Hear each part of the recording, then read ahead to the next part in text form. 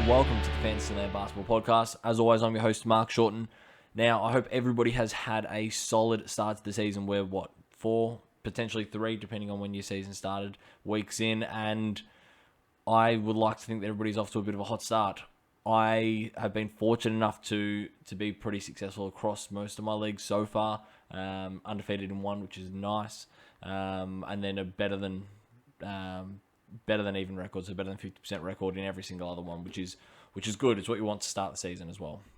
You'll probably see from the timestamp that this is going to be a more condensed version of the podcast. I am lucky enough to be getting married on Saturday, and I've got a hell of a lot of things that I still need to organise. So I will be, I'll be doing this, punching out this podcast, and then going to go book some more things and practice my dancing and my vows and things like that. But I did want to start off by saying that with the Waiver Wire podcast, obviously there are teams that have good weeks, there are teams that have bad weeks. This week, San Antonio is not a team that you want to be streaming. So they've got 2 games this week. They have the day off, game on, game off, game on, and they've got 3 days with no games. So I don't like streaming Spurs plays this week as much as there are some good plays in like Lonnie Walker, Devin Vassell, Thad Young, if he's still available. He's been a really good player while Yaka Pirtle's out. And if they had a 4-game week, they'd have a couple of these guys in here. But fortunately, they've got 2, so I don't want to go near them. I'd rather maximise my players and my minutes with guys that have got 4 and even 3-game weeks. Before I get into that, I did want to touch on one of the sell high guys that I mentioned last week, which was Harrison Barnes. So if you've got Harrison Barnes and you have been thinking about whether or not to sell him, I think now is the time to do so. Over the last 7 days, he's already dropped off. He's down to nearly 19 points a game, 5.5 boards, which is a massive drop from his previous 10 board average, or just under 10 board average. He's down to 1 triple, and he's still shooting at 52%. So it's not even though it's a shooting slump, it's just been a lack of opportunities now with De'Aaron Fox playing some much better basketball. So I still think that there's a window there to sell high. If you can, I would look to do so. We know that they're going to run everything through De'Aaron Fox, and then secondary to that, it's going to be Buddy Hield and Tyrese Halliburton, and he's down the pecking order. Rashawn Holmes is obviously going to get a lot of touches as well. So I think, after his hot start, now's the time to start looking at offers and getting him out of your team. Onto the waiver wire side of things. So 5 guys, as I always go through, I'm looking out on ESPN. I'm looking at who is under 40% owned, because that gives a bit of an indication as to if they are going to be owned in the majority of leagues. They may not be owned in any of your leagues. In fact, the league that I'm in right now, and the ones that I've got up here to compare the players, none of these guys are actually available in my league, yet the highest percentage owned is 34.5% or 34.7% owned. What that means is that it is probably a more competitive league. It's one that I've been in for 10, 11 years now, and it's pretty thin out there on the waiver wire. But what it does also mean is that there are some players that are in the 50s and 60% owned that aren't currently on a team in this league. But we'll go with the first guy. We've got Nicolas Batum. Probably the most boring guy that I could possibly talk about on this podcast.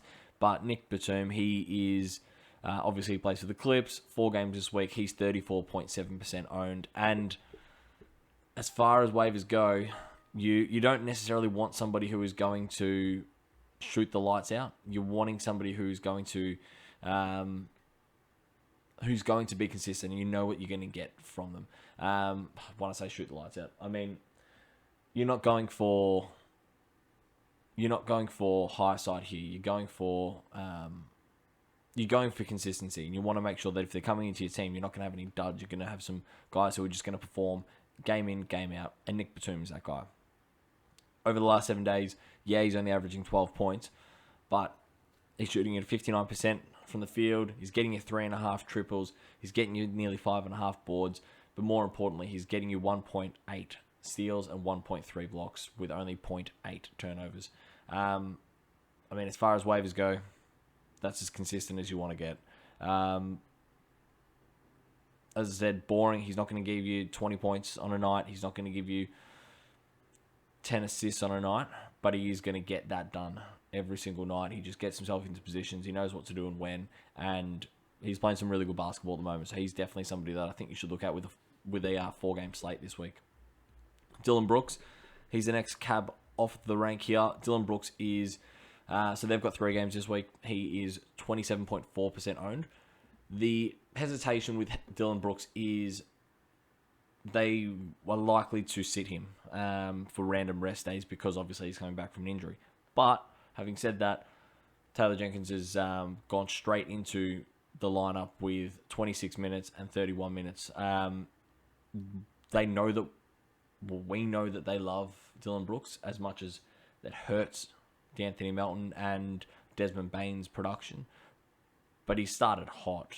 28.5 points, 4.5 rebounds, 3 triples, a steal on average. So 2 steals in the first and none in the second. But more importantly, he's shooting it at 46% from the field.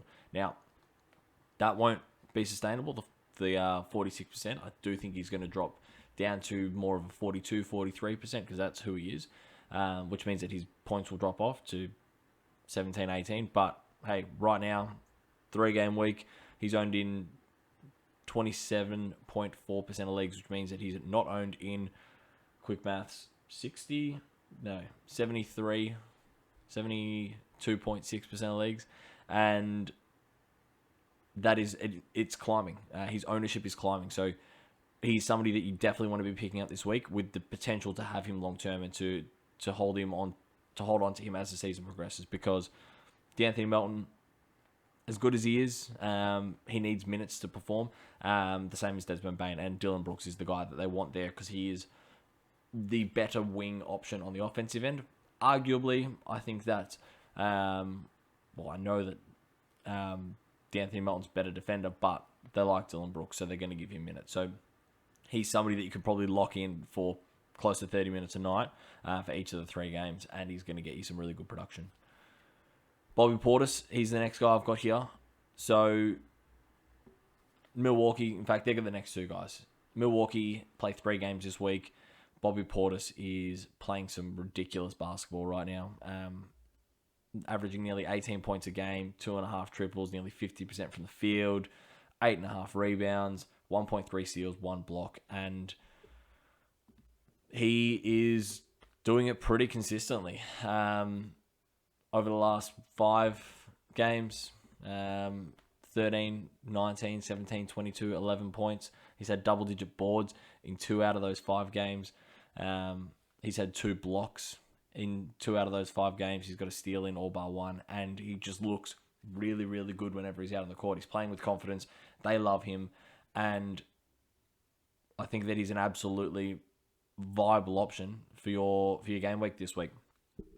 They, being Milwaukee, they've got the Lakers, OKC, and Orlando all at home. So if anybody's going to get a bit of a rise out of playing with the home crowd, it's Bobby Portis. And I think that he could have a bit of a smash spot against, maybe not against the Lakers, just because of their big lineup, but Oklahoma and Orlando are definitely smash spots for Bobby Portis. Same as the next guy I've got here, who is Grayson Allen. I spoke about him last week, and he hasn't let up. Like, he's playing really, really well. In fact, out of all of these guys, Grayson Allen is averaging the most triples. He's averaging close to the most points. Best free throw percentage. So Grayson Allen over the last 7 days, 20 points on the nose, 46% from the field, 92% from the line, 4.5 triples, 3 rebounds, 1.3 steals, and that's about it. He's a shooter, but I think this year he's going to go down as probably one of the better shooters in the league. Obviously, you're taking out Steph Curry, you're taking out Bradley Beal whenever he comes back, and you're taking out Dame Lillard, those guys who are more than just shooters. We're talking about guys like Klay Thompson. We're talking about guys like Duncan Robinson. Obviously, Grayson Allen's in there as well. Guys whose specific role is play a bit of D, but mainly knock down triples. And Grayson Allen is doing it better than everybody so far. 4.5 triples, as I said, for the last 7 days. On the season, that is 3.8 triples, 16 points on average. And he's only being owned in 24.6% of leagues, which is absolutely ludicrous. I get that his field goal percentage hurts. 44% from the field hurts. And until, they've been kind of in and out. Drew Holiday's been out. Chris Middleton's been out. Giannis has been out. But he's locked in for that 2-guard spot, at least until Dante DiVincenzo comes back. And then you could just make the move across to him, or you could see how the position shakes up, because Grayson Allen might not lose that spot because, DiVincenzo's a better defender, but Grayson Allen's probably the best knockdown shooter that Milwaukee have got. So I really like him for the 3 games this week. As I said, they've got the Lakers, they've got OKC, and they've got Orlando for Grayson Allen. I think the Lakers is a good smash spot for him, and I think Orlando's a good smash spot for him as well. Not as convinced in OKC because they've got some really long defenders, which is a good segue for my next guy. Lou Dort. 4 games this week for OKC. He's owned in 12.3% of leagues, and I don't know how you can describe Lou Dort's offensive game except for absolute fire right now. He's hit 20 points out of 3 in his last 3 games. He's hit 17 or above in 5 of the last 7. He just looks on fire. He is somebody who's going to be a streaky shooter. He's not somebody I would necessarily want to rely upon for full season value whenever it comes to the offensive end. But he's not doing it from knockdown triples. He's only going at 1.7 triples. And he's still averaging 48.9% from the field. 20.7 points over the last 7 days, nearly 6 rebounds, just under a steal, under half a block, and they've got 4 games this week. So if you're looking for value and you're looking for multiple games played, they've got Miami, they've got Houston, and then they've got Milwaukee away and Boston away. Some tough games in there, and some games where OKC are going to need some scoring, some games where they could get blown out, but he's going to have every single crack at some. Well, he's obviously going to play big minutes because they love playing him big minutes, and the other thing that they love is they love his defense, and if he can get his defensive game going without the stats, because we know that he's a hardened defender that hasn't translated into the 1.5, 1.6 steals over a block, that sort of stuff.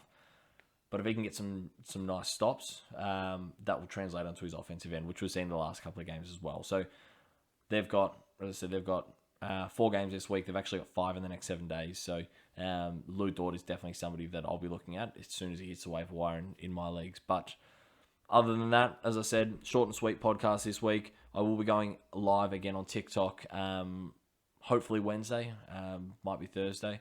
But again, if you're a newcomer, hit the subscribe button, hit the follow button. If you are somebody who has been here before, thank you for joining me. You'll see my new tee here with the Fantasyland basketball podcasts logo there. If you are keen on one of these, do let us know and I'll get one sent out to you. But otherwise, until next time, hopefully you get the win, and don't forget to rate and subscribe.